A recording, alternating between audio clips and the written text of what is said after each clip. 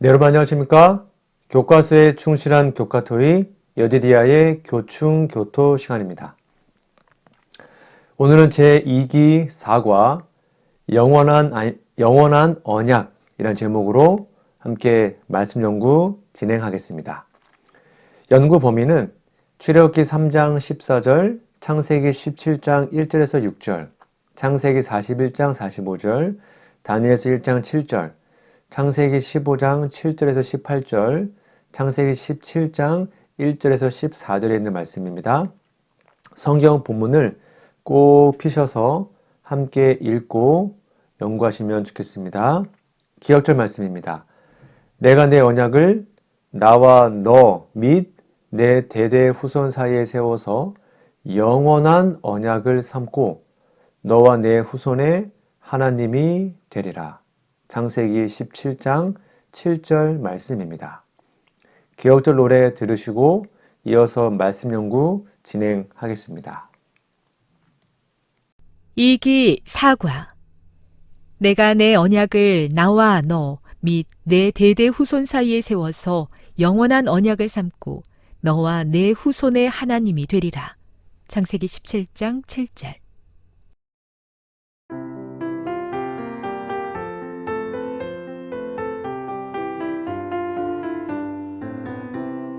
내가 내 언약을 나와 너 및 내 대대 후손 사이에 세워서 영원한 언약을 삼고 너와 내 후손의 하나님이 되리라.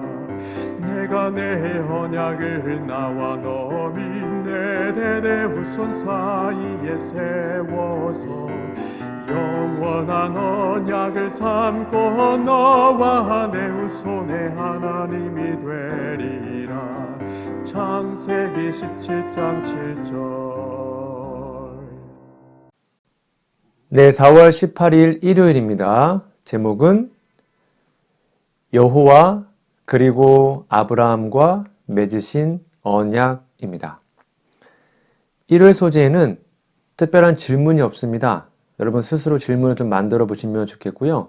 그 옆 페이지에 보시면 묵상 질문만 좀 다루도록 하겠습니다.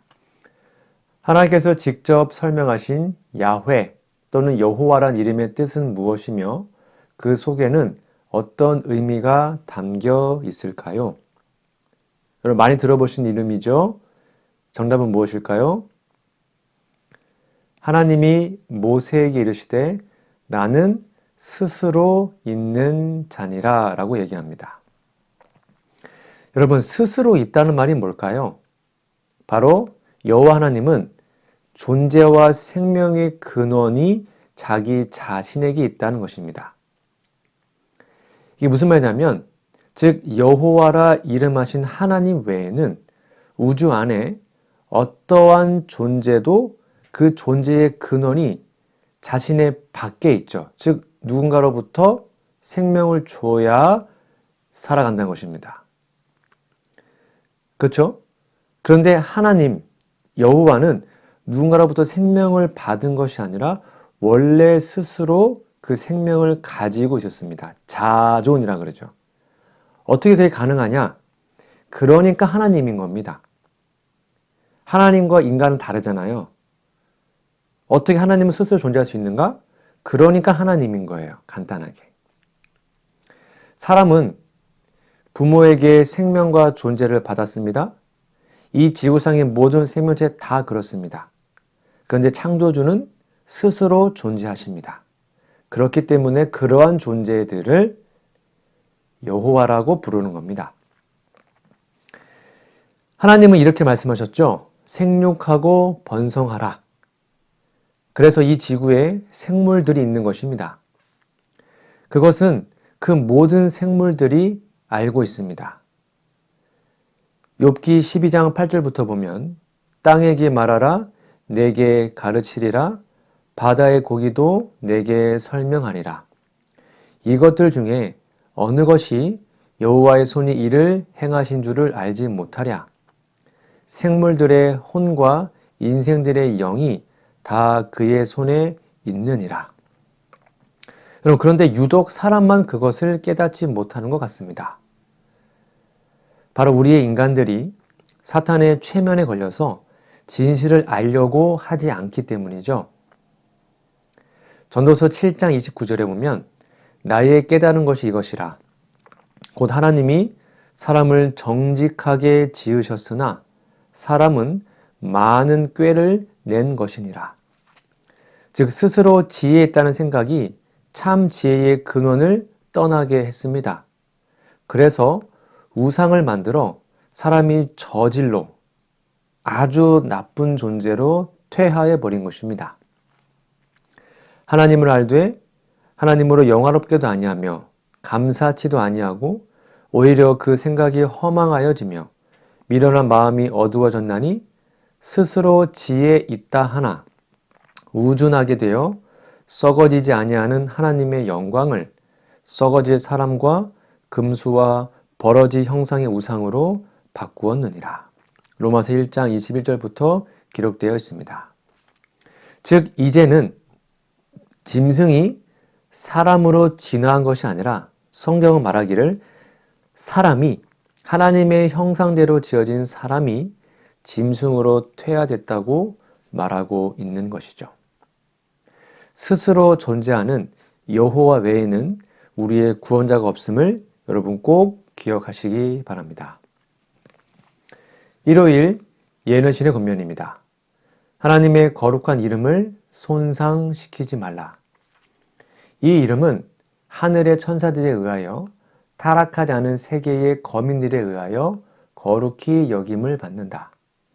하나님께서 사람들과 천사들 앞에서 그대를 당신의 자녀로 인정하셨으므로 일컫는 바 그 아름다운 이름을 손상하지 않도록 기도하라. 산상본 107페이지에 있는 말씀입니다. 자, 월요일 가볼까요? 월요일날 제목은 엘 샤다이입니다. 밑에 질문해 보시면 오늘의 주제를 보다 큰 문맥에서 생각하기 위해 창세기 17장 1절에서 6절을 읽어라. 하나님께서 이 시점에 아브라함에게 자신의 힘과 능력을 강조하신 이유는 무엇인가? 하나님께서는 당신의 힘과 능력을 신뢰하도록 아브라함에게 무슨 말씀을 하시는가? 특히 6절을 주목해 보라. 조금 본문이 길지만 읽어보시고 답을 적어보시기 바랍니다. 정답은 아브라함은 스스로 자기는 자식을 낳을 나이가 지났다고 생각하고 있었습니다. 그러나 엘 샤다이신, 즉 전능하신 하나님은 모든 것을 하실 수 있다는 확신을 아브라함에게 확인하게 하시고 하나님이 하신 약속을 확신하게 하신 것입니다. 여러분, 엘 샤다이가 뭔 뜻인지 아십니까? 옆에 묵상 질문해 보시면 엘 샤다이라는 하나님의 이름이 그대에게 어떤 의미로 다가오나요? 한번 답을 적어보시기 바랍니다. 정답은 절대적으로 믿을 수 있는 분이라는 확신을 알 수 있는 분으로 다가와야 합니다. 엘 샤다이는 전능하신 하나님이란 뜻입니다. 성경의 하나님이 여호와이십니다. 근데 그분이 하지 못하는 게 있다면 안 되겠죠. 근데 그 여호와 하나님은 그분 자신을 전능한 하나님, 즉 못하는 게 없는 다 할 수 있는 하나님으로 나타내십니다. 우리가 믿는 하나님이 여호와이신 것과 전능하신 분이라는 것은 얼마나 감사한지 모릅니다. 그런데 우리도 이것을 알지만 우리 믿음이 약해질 때가 많아요. 눈에 보이는 현실이 두렵기 때문이죠. 그러한 두려움을 갖고 있는 또 믿지 못하는 믿음이 연약해진 아브라함에게 하나님은 두려워하지 말라. 내가 엘샤다이 전능한 하나님이다. 네가 비록 100세가 되었지만 내가 아들을 낳게 해주겠다. 라고 말씀하고 있는 것입니다. 이게 바로 우리가 믿는 하나님이십니다. 이 믿음이 우리에게 굳세어서 환난의 때에도 견고하게 섰으면 정말 좋겠습니다. 하나님은 우리가 강한 믿음을 키우라고 시련을 허락하셨습니다. 그래서 우리에게는 인내가 필요합니다. 연단은 인내를, 인내는 연단을, 연단은 소망을 이룬다고 말씀하고 있죠. 그리고 베드로는 믿음의 시련이 금보다 귀하다고 말씀합니다. 죄의 세상이기 때문에 이런 시련들이 있지만 소망 중에 즐거워하는 믿음을 키우도록 해야 할 것입니다. 월요일 예언의 신의 권면입니다. 전능하신 하나님, 우주의 보좌에 함께 앉으신 분은 인자이시다. 그 이름이 기묘자라 모사라 전능하신 하나님이라 영존하시는 아버지라 평강의 왕이라고 불리우실 분은 바로 인자이시다. 스스로 있는 자는 하나님과 인간 사이의 판결자가 되셔서 양척 사이에 그의 손을 얹으실 분이시다. 시대소망 25페이지에 있는 말씀입니다. 화요일로 가보겠습니다. 4월 20일 화요일, 제목은 아브람에서 아브라함으로.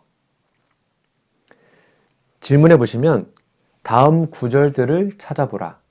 어떤 상황을 이야기하고 있는가? 또한 그런 상황 속에서 이름들이 바뀌게 된 이유는 무엇인가? 자, 한번 볼까요? 첫 번째는 창세기 32장 28절입니다. 바로 야곱이죠. 하나님께서 그의 인격과 생활을 바꾸어 주시겠다는 약속으로 이름을 변경하십니다. 두 번째는 창세기 41장 45절입니다. 바로 요셉이 애굽을 구원했다는 사실을 인정하고 또 애굽적인 사람이 되기를 기대하는 마음으로 이름을 바꿨습니다. 세 번째는 다니엘서 1장 7절인데요. 다니엘과 친구들이 바벨론 정신을 가지라는 압력을 주기 위해서 이름을 바꾸게 됩니다. 이렇게 이름을 바꾸는 것은 참 중요한 의미가 있습니다. 옆에 묵상 질문해 보시면 창세기 17장 6절을 읽어 보십시오. 하나님께서 아브라함의 이름을 아브라함으로 바꾸신 이유는 무엇일까요? 한번 읽어보시고 답을 적어보세요. 정답은 그의 믿음을 확실하게 하시고 하나님께서 약속을 지키시겠다는 것을 확인시킨 것입니다. 우리는 어떤 경우에 야, 이름값 좀 해라 이렇게 말할 때가 있죠. 무슨 말이에요? 이름값, 즉 이름은 가치가 있다는 것입니다. 우리 예수님을 믿으면 우리는 그리스도인이라는 새로운 이름을 얻습니다. 사회에서 그들이 개인적인 이름보다는 예수 믿는 사람, 즉 그리스도인이라고 알려집니다. 그 이름을 가진 사람이, 즉 그리스도인들이 잘못하면 예수 믿는 사람은 다 그래. 그리스도인들이 그렇더라 라고 비난을 받죠. 오늘날 우리 한국 사회에서 우리 그리스도인이 그렇잖아요. 일반 개신교가. 우리들이 잘못 사니까 예수님이 욕먹잖아요. 그래서 뭐 개신교를 뭐라 불러요? 죄송하지만 뭐 개독교라 부르지 않습니까? 그러니까 그 이름에 걸맞지 않게 살기 때문에 그렇게 비난을 받는 것입니다. 어떤 군인이 군복을 입고 잘못하면 그 개인이 욕을 먹는 것이 아니고 군인들 전체가 욕을 먹습니다. 그렇게 이름은 이렇게 중요한 것입니다. 그래서 우리가 그리스도인으로서 특별히 재림 성도로서 그리스도인답게 남은 성도답게 살아야 합니다.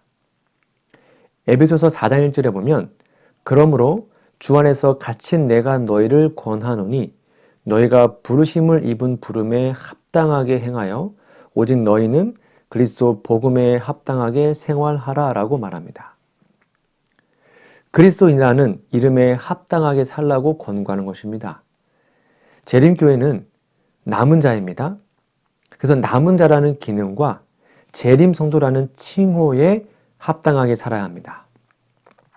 그래서 우리가 가진 소망과 우리가 믿는 하나님께 영광이 되게 해야 하죠. 옛날 이스라엘은 이방인들에게 하나님의 이름을 모독하는,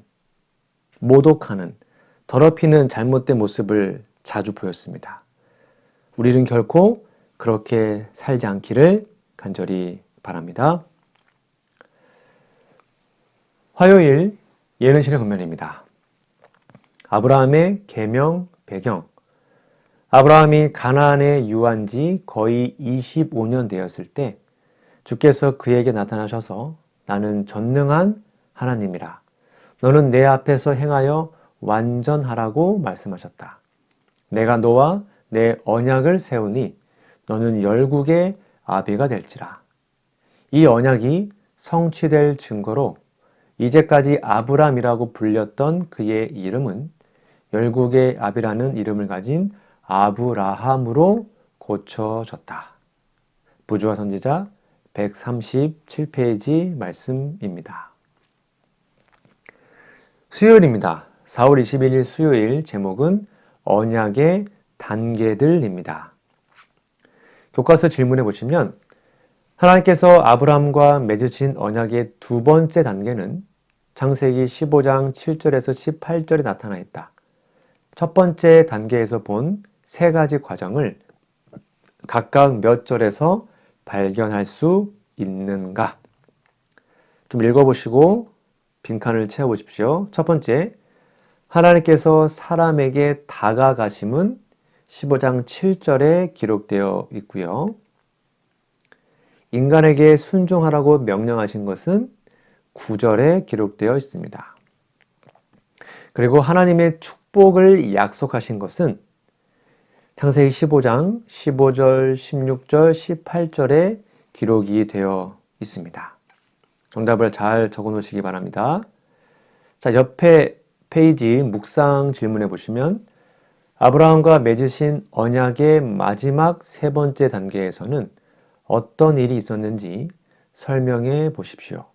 참고로 창세기 17장 1절에서 14절을 읽어보시고 좀 답을 적어보시기 바랍니다.